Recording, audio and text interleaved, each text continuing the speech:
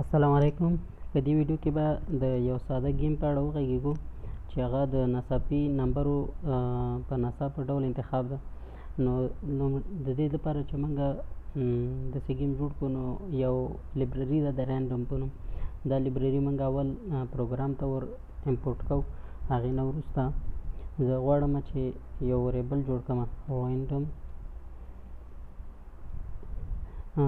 رینډم نمبر به ولیکم زه ورته، ځکه چې دا نمبر بیا موږ ته پکار ده. رینډم نمبر رینډم ډاټ رینډ انټیجر په کوم رینج کې غواړئ؟ مثلا زه د 1 نه تر 10 پورې، زه په دې رینج کې دغه نمبر یې پرنټ کول غواړم. نو هغې څخه وروسته زه راځم د یوزر څخه انپوټ اخلم. یوزر ماته په انپوټ کې د یوزر څخه یو نمبر باید چې زه په انپوټ کې واخلم. نو دلته به زه ورته میسج کې ولیکم چې ته ماته یو نمبر انټر کړه. انټر یور ګسینګ نمبر. نو دلته به موږ خپل نمبر یوزر نه به نمبر اخلو. هغې نه وروسته راځو د اف او ایلس په واسطه باندې دا ورته مشخص کوو. که چېرته اوس ورته وایي که چېرته اف زموږ د یوزر کومه شماره چې موږ ته راکړې دا مساوي شي د ډبل ایکول چې دا یو اساین اپریټر ده، نو دا چې د مساوي معنا ورکوي. نو که چېرته د یوزر دغه نمبر دا مساوي شي د رینډم ډاټ رینډ انټ، که چېرته دا له دې سره مساوي شي، یعنې دا کوم نمبر چې جنریټ شوی ده د رینډم په واسطه، چې کوم نمبر جنریټ شوی د دې لایبرري په واسطه، هغه نمبر دا یوزر چې کوم نمبر ورکړی د دې سره مساوي شو، نو ته موږ ته بیا څه وکړه؟ زه ورته وایم چې ته ما ته پرنټ کړه. پرنټ مثلا زه درته یو میسج ورته ورکوم، یو آر وینر ته ګټونکی، او یا هم زه ورته لیکم چې یو وین. بس دا سمپل. نو هغې نه وروسته که چېرته دا نمبر چې کوم موږ ورته د یوزر څخه اخیستی دا صحیح نه وي، مثلا دا له دې رینډم نمبر سره مساوي نه وي، نو بیا موږ ته چې وکړه ایلز. نو ته بیا ما ته داسې کار وکوه چې ته ما ته زه به دلته اوس په ایلس کې دوه حالته نور ورته پرنټ کوه. ورته وایم که چېرته دغه یوزر چې کوم نمبر ورکوي، یوزر دغه نمبر لوی وي د څه شي څخه؟ رینډم نمبر څخه. رینډم نمبر کوم ده؟ رینډم نمبر دا ده کوم چې د لایبرري په واسطه موږ ته راکول کېږي. رینډم انډرسکور نمبر. که چېرته دغه د یوزر نمبر د رینډم نمبر نه لوی و، نو ته ما ته بیا څه وکړه؟ ما ته پرنټ کړه. ته ما ته پرنټ کړه چې دا ستا دغه چې کوم ده ګسینګ نمبر دا لوی ده، ټو های. مثلا زه ورته وایم چې ټو های. او که چېرته اوس زه غواړم دلته یو بل اف هم استفاده کړم، او یا هم ایلس هم استفاده کولی شئ. او که ایلس ونه کوئ نو که ایلس وکړئ یا اف وکړئ، دواړه یو دغه لري. خو زه ورته لیکم چې اف یو اف په ایلس کې دوه اف زه کاروم. یوزر دا یوزر چې کوم نمبر ورکوي دا کوچنی وي د رینډم ډاټ رینډ.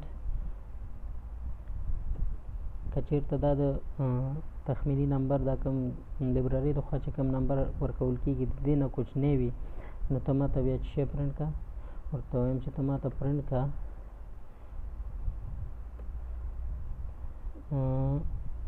ټو لو.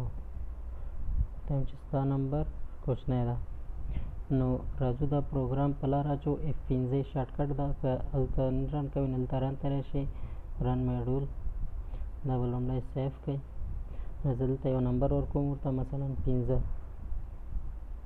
یا دلته یو ایرر راغلی ده، نو between instance of string یا موږ دلته پروګرام کې لږ اشتباه کړې ده، اشتباه چې کوم ځای کې ده دلته خو صحیح ده، دلته هم صحیح ده، دلته هم صحیح ده.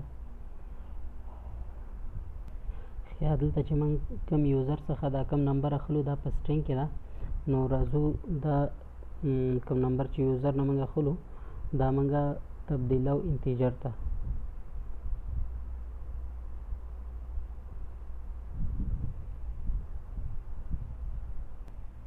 او بله خبره ده دلته موږ که چېرته وګورو هغه کوم نمبر چې موږ ته د پروګرام لخوا را جنریټ کېږي هغه که چېرته د یوزر له نمبر سره مساوي شو خو موږ ته دی وایي چې ته ګټونکی، او که چېرته مساوي نه شي نو دغه نمبر دا رینډوم نمبر چې کوم ده دا که چېرته لوی وي نو موږ ته دی وایي چې دا لوی ده، او که چېرته دغه یوزر رینډوم ګورو دلته موږ رینډوم نمبر اخیستی، دا رینډوم نمبر به موږ لرې کړو او دلته به رینډ انټیجر موږ اخیستی دا به موږ انډرسکور نمبر ته تبدیل کړو.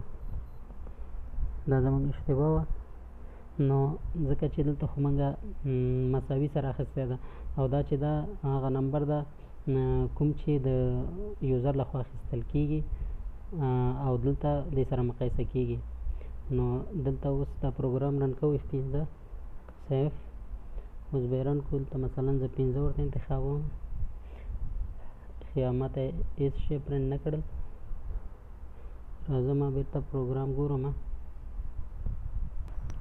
خیا دلته مو فهم وي چې په دې کې موږ که فکر مو وي دلته موږ F نشو اخیستلی، ځکه چې که چېرته موږ دلته F ولیکو نو دلته یو F موږ لیکلی ده، خو دا بل F چې موږ کله لیکو لومړی باید د دې براکټ ختم شي، بعد هغې نه بیا موږ بل F ولیکو، او که نه نو که چېرته موږ په F پسې بل F لیکو نو دا موږ ته یو ایرر راکوي، نو موږ ته هېڅ شی هم نه پرنټ کوي بیا.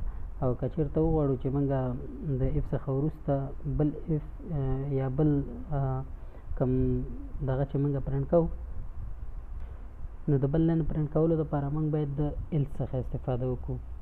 نو اوس ګورو چې دا موږ ته څه کوي ایلز، نو که چېرته دا دغه نو موږ به دا به هم لرې کړو ځکه چې دې ته ضرورت نشته. که چېرته دا ای او یا نه نو موږ ته به همدغه پرنټ کوي. هسې هم ګورئ که چېرته موږ دلته وویلې که چېرته دغه رینډوم نمبر دا د یوزر د انپوټ سره مساوي شو نو ته موږ ته یو وین ولیکه، او که چېرته دا کوچنی و نو موږ لوی و د یوزر نمبر لوی و نو ټو های ولیکه، او که چېرته مساوي هم نه و او لوی هم نه و نو حتما به کوچنی نو موږ ته به ټو لو لیکي.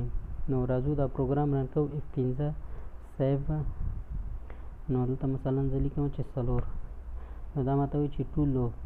که چېرته زه اوس بیا راشم او دا پروګرام رن کوم نو زه ورته لیکم چې 15 ټو لو، دا هم وړتیا ده.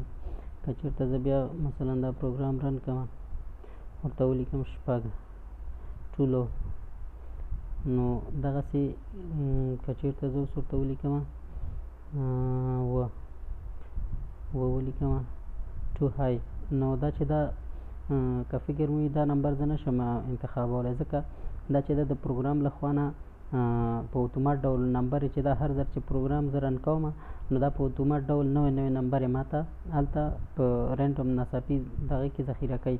که چېرته هغه نمبر زما مساوي د دغه سره شو د رینډوم نمبر سره نو ماته به دلته وین لیکي، او که چېرته مساوي نه شي نو ماته به یې نه لیکي. مثلا زه بیا دا پروګرام رن کوم 15 ټو های، نو دا په فکر مو وي دا وګورئ زه دا نشم ګس کولی، نو دا تر څو پورې چې زه دا پروګرام رن کوم او بېرته دغه کومه دا نمبر بدلیږي او را بدلیږي. نو مثلا مخکې ما 15 ورکړ ډېر های و نو 4 لیکم زه ټو لو، اوس دا بېرته کم شو. نو په دې طریقې سره تاسو کولی شئ چې یو گیم جوړ کړئ. نو دې ته تاسو لوپ ورکړئ، د لوپ نه وروسته څو ځلې به دا تاسو ته نمبر یې پرنټ کړي، یا نمبر که چېرته مساوي د دې رینډوم نمبر سره شو نو تاسو ګټونکي. نو دا داسې یو ساده گیم کنسپټ و، نو هیله لرم چې لږ څه مفهوم مو ترې اخیستی وي.